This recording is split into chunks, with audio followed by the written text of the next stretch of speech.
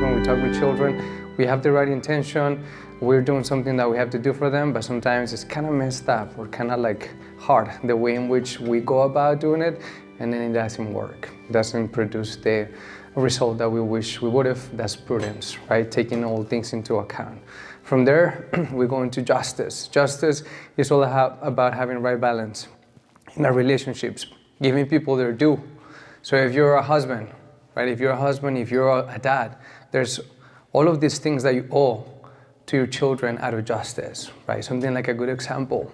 A dad who's not a good dad, who's not a good example, that's a form of injustice against your children. By the very nature that you are your dad, you have to be able to do that, live up to a good example that they can follow. From there, we go into fortitude. Fortitude is very, very important. Fortitude is the way in which we fight against emotions, the affective life. The affective life is very important. And things are easy when the affective life is helping us, right? When we first fall in love, when we have all these feelings backing us up, very easy to do things. But when they go away, that's where you need the virtue of fortitude, right? What does fortitude look like? The person that has the capacity to love even when it's difficult. The person that has the capacity to love even when he doesn't feel like entering into that specific thing at that right moment. How does it look physically? The kind of person that has the capacity to work out every day, even when they don't feel like doing that. The person that has the capacity to eat well every day, even though they don't necessarily feel like doing that, right? They're stronger than their feelings. Feelings are important, but not the most important thing. And the way in which we overcome them is by way of fortitude. Or when you don't have the feelings backing you up, you can still drive, you can still fulfill that by way of fortitude. And finally, we come to the virtue of today. Temperance. Temperance, very important, and temperance deals specifically with pleasure, right? Pleasure is one of the great movements of life. Pleasure is important. Pleasure is one of the very big aspects of everyone's life, and they're necessary. I've spoken about this before in some of my homilies, but if you don't have pleasure when you eat, it becomes very difficult for you to eat. Like you don't want to eat. It is kind of like not worth doing anymore, and you can easily get sick. So important, very important for us to have pleasures and to find pleasure in good things. So we're talking specifically about nutrition, talking specifically about the sexual life, and we're talking specifically about drinking, right? These are three very clear kind of pleasures that come with these activities. And the reason why they're kind of out of whack, or they tend to get out of whack, is because original sin is a real thing.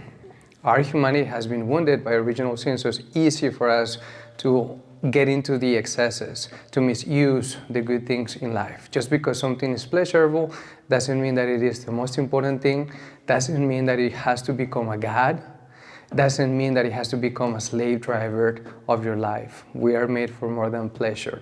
And this is a very hard pill to swallow, especially for our culture, right? We live in a culture that is kind of obsessed with pleasure, specifically in the context of sexuality. Like we worship that. We do everything we can in order to be able to turn sexuality into something that is kind of like a toy, right? We have all sorts of technology that has been developed in order to specifically achieve that. You know, sexuality is like a toy. It's for me. It's just for the sake of pleasure. That's it. I'm not interested in any of the consequences or anything that can come out of that, right? Very difficult to deal with that. So there's three lesser virtues that make up the virtue of temperance. There's three areas that are very important.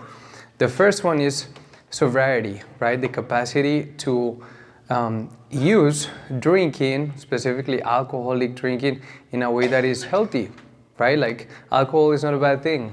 Jesus Christ, he would have drank wine.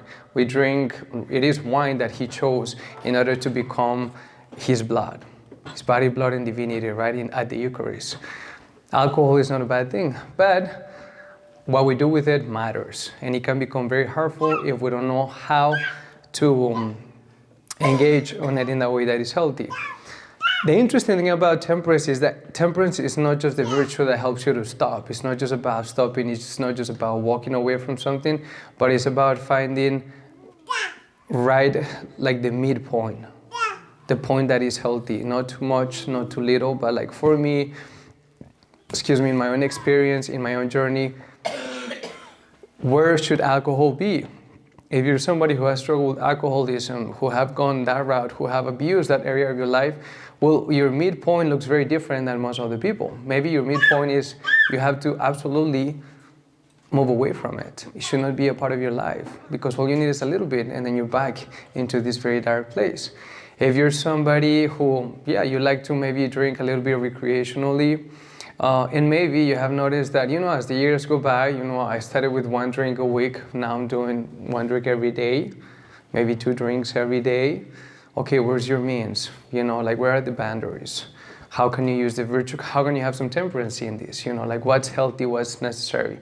And it's interesting because temperance is all about finding the right amount at the right moment for the right reason, with the right purpose, right?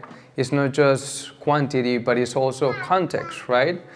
For example, something that could bring a lot of issues into the spiritual life, and a lot of people struggle with this, is there's a strong connection between eating and the appetite for the sex drive, the sexual life, right? And those are intrinsically connected. So what happens when somebody has a bad habit of eating right before going to bed? It makes it very difficult for you to be chaste, because what you're doing is that you're filling up your body with all this energy, and now your body is supposed to just kind of go to bed. Very difficult. And one of the easiest ways in which the body can release energy is by way of sexuality. And a lot of time that becomes very sinful, right? So there's a strong connection there. And temperance can even look that way, right? If I know that in my situation, eating late at night, it brings me a lot of issues. Physical, sexually, spiritually. Okay, where's your means? Maybe that shouldn't be a part of your life. They're intrinsically connected. Connected with that, the second virtue is chastity, right? Chastity is living in accordance to your state in life, right? If you're married, you live like a married man. If you're not married, you live like you're not married. But it's basically the capacity to respect the sexual life in the proper context, right? Sexuality has to be respected before marriage, but also within marriage. Sexuality is holy ground. God is present in sexuality in a way that He's not present anywhere else. And we have to be able to respect that, honor that, enter into that reality, right? Which is why a lot of the technology we have today, very incredibly harmful for our youth, for ourselves, for our humanity. So finding the right means, how can we respect this great gift that God has given us? And we know it's good, we know it's a gift because it's pleasurable, but it cannot become the whole point of life, right? We are more than beings that seek pleasure. The last one is abstinence, specifically in regards to food. And I think this is one of the hardest ones. I think eating is one of those, it's there's just this real depth and mysteriousness about eating, right? We have eating is so important that we do it 3 times a day. Eating is so important that everything that we eat literally becomes one with us, right? If you have a bad diet, it has a real impact. When people say you are what you eat, that's absolutely true, right? Knowing how to eat, very important. But specifically in the context of quantity matters, very, very important. One of the hardest things that we can achieve in life is the capacity to say, not overeat, but not eat less than you need, right? Something that is very common is you'll have people, they'll starve themselves for most of the day, and then they'll go and just eat as much as they possibly can, right? They go from one extreme to the other. Very common. That's normally the temptation, and that's normally where a lot of us dwell. It's very easy to be in the extremes. But if you look at the cycle, then it turns out that there's nothing temperate about that, right? A lot of people, I'm just gonna just muscle through this hungerness as much as I can until I cannot take it any longer, and then I'm just gonna eat anything that is on my side. Yeah, you went from being very intemperate to being very intemperate on the other extreme, right? There's nothing virtuous about that. But the capacity to, right, you have a piece of cheesecake and you say, you know what, I'm gonna eat 1 spoon of this. Can you pull that off? Can you enjoy it that much and then say I'm done? Very temperate, specifically in the context, right? If you already had a whole meal, you don't necessarily need this, but you know what, let me just try it so I can say that I tried it. Do you have the strength? Do you have the capacity? Very, very difficult. That's one of the like most difficult things that we can achieve in life. And connected to the Hispanic culture, you know, like me as a priest, right? I love to go to houses, and especially for the Hispanic culture, like the best thing that can happen to them is that you come visit them, and they want to feed you, and they want to like hopefully overfeed you, right? And it's very difficult to like deal with that. And I keep telling them, you know, once I've had my fill, I have to tell them like I don't want to eat anymore, because then I don't want to be repentant. Like, have you noticed that? Like, when you eat too much and you're like repented, you're like, where did I do that? You know, like, what was I thinking? You know, and you feel bad. It's bad for your spirit. It's bad for your health. It's bad for your body. Like, it's not good, right? A clear act of intemperance. But temperance, very important. And it's interesting because that's what Lent is all about, right? That's one of the big key areas that we work on in Lent. You know, pleasure, important, but it should be in its proper context. We have to be able to put pleasure in its place. Otherwise, it will become a slave driver for us. And just to finish up, and it's interesting, I met this family, very Catholic family, just very good people. And the husband, great guy, but he had this thing about comfort, right? And he had this phrase, he used to say, you cannot put a price on comfort. And he was willing to spend any money. Like, I mean, it didn't matter, you know, like if it was the best, like the most comfortable chair, like the most comfortable massaging, whatever, like, I mean, doesn't matter, right? If it's comfort, like you should spend like anything, everything, you know, like comfort is everything. And I remember that always stuck with me, but like the more I think about it, it's like, yeah, I mean, deeply distorted, right? Like deeply against what we are doing here, right? Like we're not supposed to turn this life into heaven. Impossible. That's what life with Jesus Christ is all about. And in many ways, I think that's the big error of like communism, right? Like that's the communistic ideal. Like everyone is going to be virtuous. Everyone is going to share everything with everybody. You know, nobody's going to have more.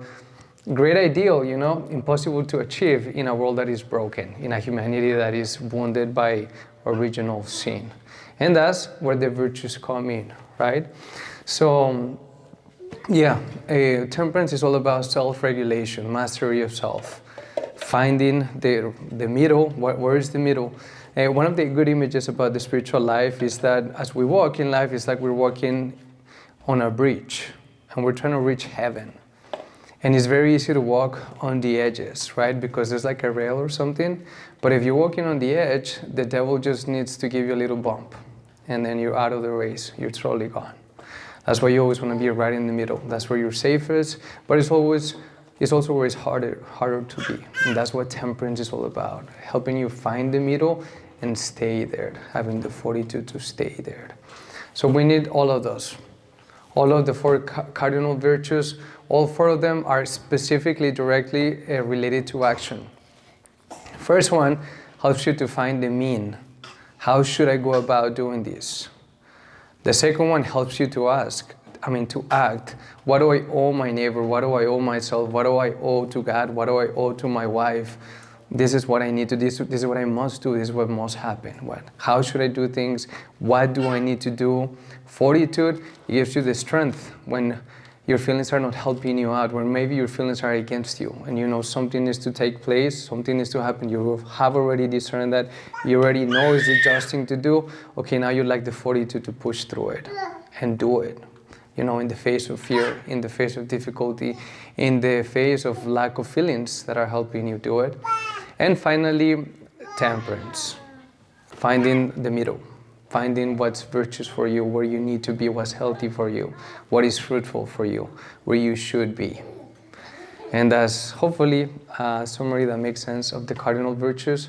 They're cardinal because they can be found in nature, in everyone, but they're amplified by way of the sacraments. We get to have a bigger feel of them, thanks to our faith, thanks to our unity with Jesus Christ. Thanks be to God.